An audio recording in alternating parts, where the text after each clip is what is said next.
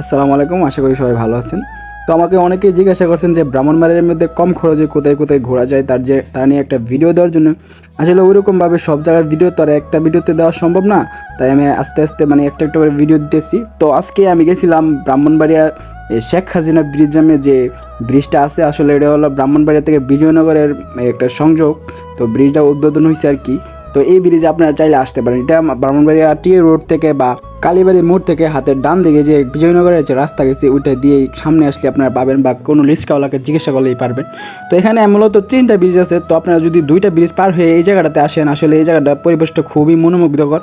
আর এখানে ভিউটাও সেই, বাতাসও আছে, এখানে বসার মতো প্লেস আছে, মাটিতে বসতে হবে আর কি। তো আপনারা চাইলে আসতে পারেন খুব কম খরচে।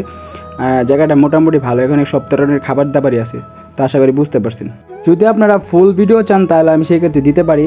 এবার আপনারা কমেন্ট করে জানাবেন আপনাদের কোন কোন জায়গার ভিডিও দরকার। তো সবাই ভালো থাকবেন, আসসালামু আলাইকুম।